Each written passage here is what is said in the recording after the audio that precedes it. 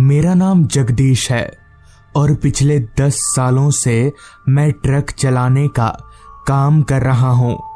मगर उस रात मैंने जो देखा, जो महसूस किया, वो पिछले 10 सालों में मैंने कभी भी नहीं किया था।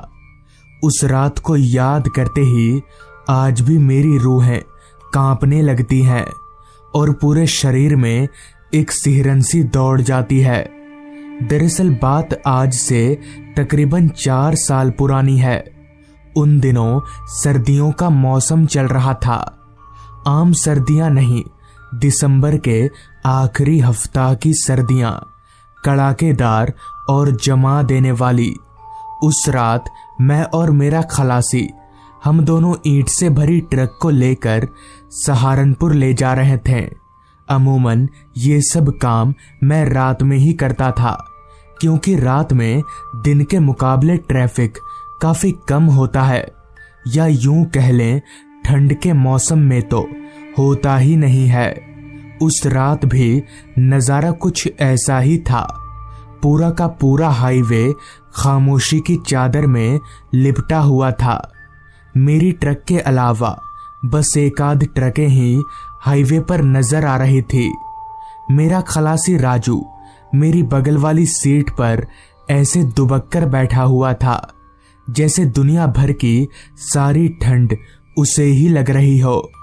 पर मुझे उतनी ठंड नहीं लग रही थी। मैं बड़े आराम से ट्रक चला रहा था। अभी मैं ट्रक चला ही रहा था कि तभी बगल वाली सीट पर बैठे खलासी राजू ने कहा, उस्ताद, आज ठंड थोड़ी ज्यादा नहीं है? इस पर मैंने कहा, तुझे ही लग रही है भाई, मुझे तो नहीं लग रही उतनी ठंड। हालांकि मुझे ठंड नहीं लग रही थी, मगर रास्ते पर कोहरा इतना फैला हुआ था कि सामने का कुछ भी देख पाना मुमकिन नहीं था। बहुत मुश्किल हो रही थी देखने में। अभी मैं किसी तरह मुश्किल से हाईवे पर गाड़ी चला ही रहा था कि तभी राजू बोला, उस्ताद, किसी ढाबे पर गाड़ी रोकना, जरा चाय वाय पीते हैं। इस पर मैंने बोला, अबे क्या यार, एक तो पहले ही देर हो रही है, ऊपर से ढाबे पर रुकवा रहा है तू। मेरी इस बात पर राजू ने कहा, क्या उस्ताद, आप भी ना, मालिक की बात पर आप इतना गौर क्यों करते हो? उसका तो काम है बोलना, वो तो बोलेगा, हम लोग अपने हिसाब से चलेंगे ना। बहसबाजी में ना कभी मैं राजू से जीता था और ना ही जीत पाऊंगा, जिस वजह से मुझे राजू की बात माननी ही पड़ी। लिहाजा मैंने ट्रक को वहीं पास ही में एक ढाबे पर रोका और हम लोग ट्रक से उतरकर ढाबे में चले गए। चूंकि वो ढाबा ज्यादा बड़ा नहीं था, इसलिए उसमें लोग भी बहुत ज्यादा नहीं थे। हमारे अलावा 1 या 2 लोग ही रहे होंगे। हम दोनों ने वहां पर कुछ देर भट्टी में आग का मजा लिया और चाय पीकर वहां से निकल ही रहे थे कि तभी उस ढाबे वाले ने कहा, कहाँ जाइएगा साहब आप? इस पर मैंने जवाब दिया, जी मैं तो ट्रक लेकर सहारनपुर जा रहा हूं। इस पर उस ढाबे वाले ने कहा, इस वक्त आप उस रास्ते से सहारनपुर जाइएगा? आप यहाँ नए नए आए हैं लगता है, आपको मालूम नहीं है यहाँ से सहारनपुर जाने वाले रास्ते को कोई भी रात 12 बजे के बाद पार नहीं कर सकता, क्योंकि उस रास्ते के बरगद के पेड़ों में शैतानों का वास है। उस ढाबे वाले की बात सुनकर मुझे बहुत तेज हंसी आ रही थी। मैं बस किसी तरह से खुद को हंसने से रोके हुए था, क्योंकि उस वक्त तक मैं भूत प्रेत इन सारी चीजों पर जरा भी यकीन नहीं करता था। मुझे ये सारी बातें बकवास लगती थीं, जिस पर मैंने उस ढाबे वाले से कहा, ठीक है, जाते जाते बरगद वाले शैतान से भी मिलता जाऊंगा। इतना कहकर मैं उस ढाबे से निकल गया। मैंने ढाबे पर जब ये बात बोली, तब वहां मौजूद सारे लोग हैरान होकर मेरा चेहरा देखने लगे। उस वक्त मैं सबके सामने हिम्मत वाला साबित तो हो गया था, लेकिन मुझे ये पता नहीं था कि अभी आगे मेरे साथ क्या होने वाला है। मैं और राजू हम दोनों चलते हुए ट्रक में आए। मैंने ट्रक को चालू किया और हम लोग सहारनपुर की तरफ आगे बढ़ने लगे। वो रास्ता जिसके बारे में वो ढाबे वाला बता रहा था वो अभी थोड़ी दूर था। इतने में ही मेरी नजर राजू की तरफ उसके चेहरे पर गई तो मैंने देखा कि राजू का चेहरा अब काफी परेशान सा दिखने लगा है। अंदर ही अंदर वो किसी सोच में गुम था, जिस पर मैंने राजू से कहा, राजू क्या सोच रहा है तू? इस पर राजू ने कहा, उस्ताद मालिक को फोन करके बोल दें, कल सुबह डिलीवरी कर देंगे। इस पर मैंने राजू से कहा, पागल वागल तो नहीं हो गया तू? मालिक खा जाएगा हमें, ऐसा नहीं कर सकते हम। इस पर राजू ने कहा, पर उस्ताद वो लोग बोल रहे थे कि वहां जाना ठीक नहीं है उस रास्ते पर। इस पर मैंने कहा, उनकी बात क्यों सुन रहा है तू? वो तो कुछ भी बोलेंगे। इतना कहकर मैंने ट्रक की रफ्तार को गुस्से से और भी ज्यादा बढ़ा दिया। कुछ ही देर में हमारी ट्रक उस रास्ते पर पहुंच गई जिसके बारे में सब लोग बता रहे थे। वो रास्ता हाईवे नहीं था। उस रास्ते के अगल बगल इतना घना जंगल था कि रास्ता बहुत ही छोटा नजर आ रहा था। हमारी ट्रक के आगे पीछे उस रास्ते पर दूसरी कोई गाड़ी नहीं थी।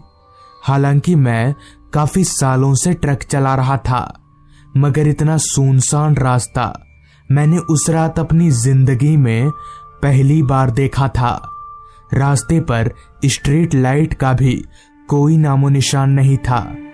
कहीं ना कहीं मेरे मन के एक कोने में एक अजीब सा डर पनपने लगा था, मगर मैं उस डर को बयां नहीं करना चाहता था। मैं राजू को नहीं बताना चाहता था कि मैं डर रहा हूं।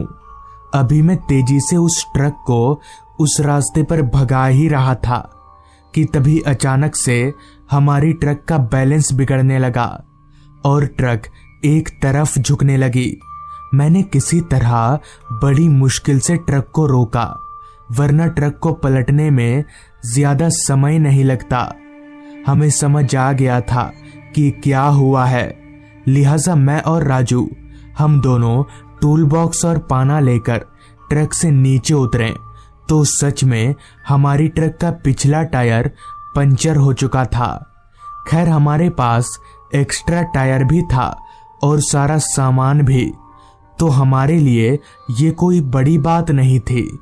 मैं नीचे झुककर उस पंचर टायर के नट बोल्ट ढीले करने लगा।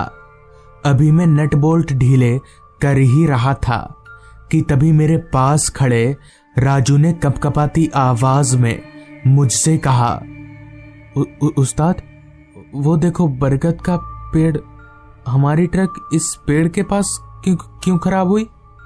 मैंने राजू के इशारे की तरफ देखा तो सच में हमारी ट्रक एक बरगद के पेड़ के पास खराब हुई थी, जो कि काफी हैरानी वाली बात थी।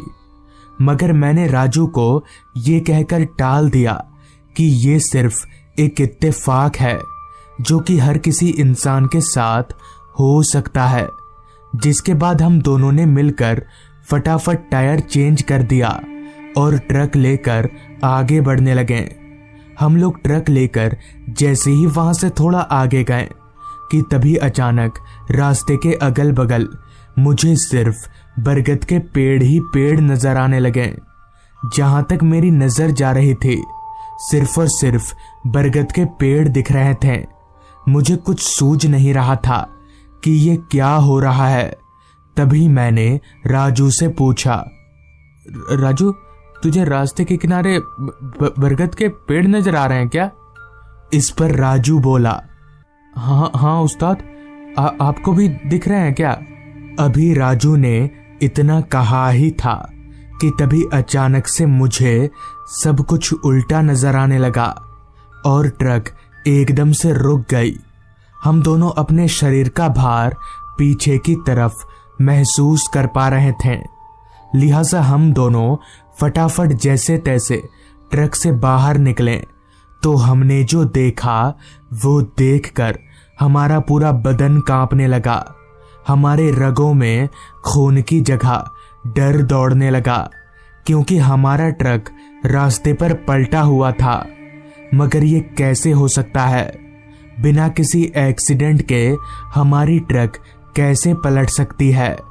ऐसा लगा जैसे किसी ने अपनी हाथ से ट्रक को पलट दिया हो। पर ऐसा कैसे हो सकता है?